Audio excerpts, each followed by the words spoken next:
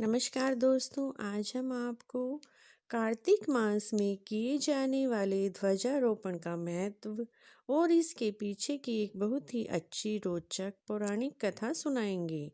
कार्तिक व्रत में ध्वजारोपण या झंडी लगाना भी व्रत के समान है। इससे पाप समाप्त हो जाते हैं तथा पुण्यों की प्राप्ति होती है।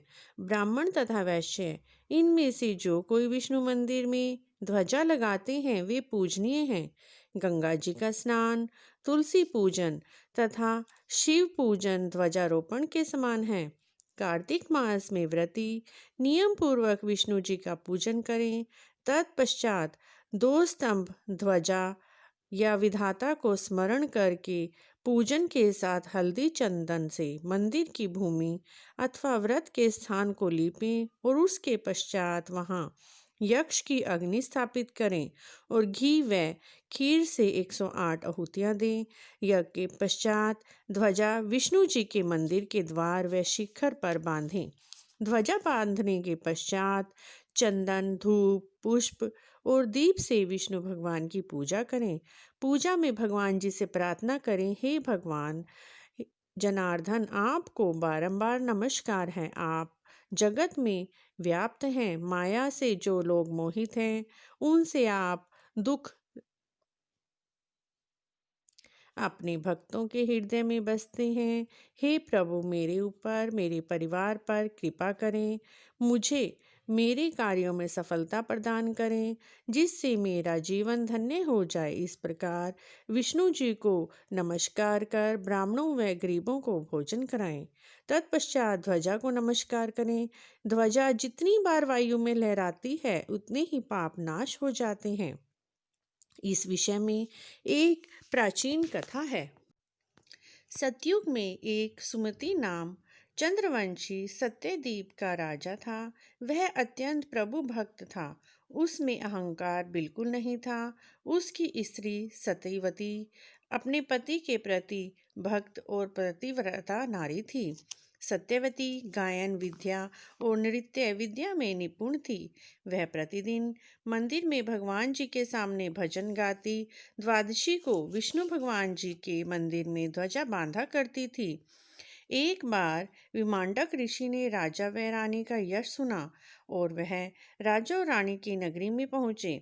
राजा और रानी जब ऋषि के आगमन के विषय में पता चला तो वे आत्मविभोर उठे और ऋषि जी से विनम्र भाव से आदर सत्कार किया। राजा रानी की विनम्रता देखकर ऋषि अत्यंत प्रसन्न हुए। उन्होंने जैसा सुना था वैसा ही भक्त व दयालु राजा और रानी को पाया। एक दिवस विमांडक ऋषि ने जी से कहा, आप ध्वजारोपण अति श्रद्धा से करते हैं, इसके पीछे का कोई विशेष कारण है? राजा ने अति विनम्र भाव से कहा, ऋषिवर, आप अंतर्यामी हैं, परंतु यदि आप मुझसे पूछते हैं तो मैं आपको अपने पिछले जन्म का वृतांत सुनाता हूँ। पिछले जन्म में मैं अति पापी था।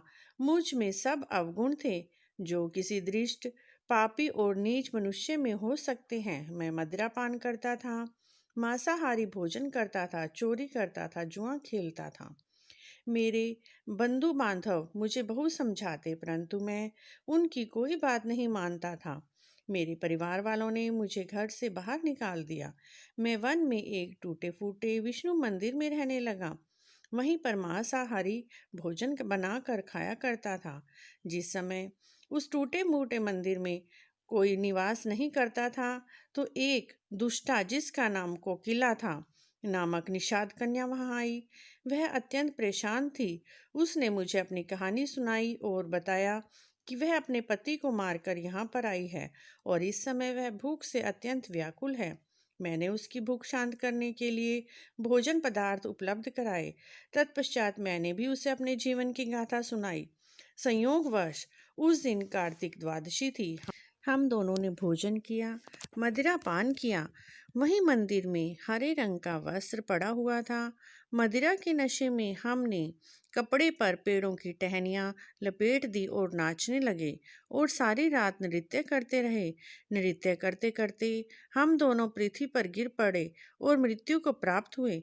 मरते ही यमदूत हमें फांसी के फंदे में बांध कर ले जाने लगे। उसी समय भगवान विष्णु जी के दूत विमान लेकर आए। यमदूतों ने कहा, भगवान, ये दोनों तो अत्यंत पापी हैं, जीवन भर बुरे कर्म किए हैं, इनका स्थान तो घोर नरक में है। भगवान विष्णु जी बोले, इसमें शक नहीं है कि यह जन्म भर पाप व बुरे कर्म करते रहे, परंतु अनजाने में इन्होंने कार्तिक शुक्ल द्वादशी को मेरे मंदिर की सफाई की, दीपक जलाया, ध्वजारोपण किया और मेरे सम्मुख नृत्य किया। नृत्य करने के पश्चात इनके मुख से एक शब्द निकला, हे भगवान, इससे इनके इस जन्म के सारे पाप नष्ट हो गए हैं और इनका स्थान नरक में न होकर विष्णु लोक में है। इसके पश्चात इस जन्म में मैं राजा बना और निषाद कन्या मेरी स्त्री और रानी बनी।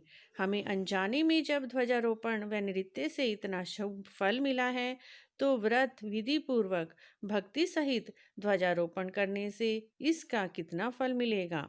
इसी प्रकार हम हर कार्तिक द्वादशी को ध्वजारोपण करते हैं। इस प्रकार इस कहानी को कहने, सुनने और ध्वजारोपण करने से मनुष्य के सभी पाप दूर हो जाते हैं, भगवान जी के चरणों में वास मिलता है। अगर मित्रों, आपको ध्वजारोपण से संबंधित ये कहानी और जानकारी अच्छी लगी है तो प्लीज़ मेरे चैनल को सब्सक्राइब करें और कमेंट बॉक्स में जय विष्णु भगवान अवश्य लिखें। राधे राधे।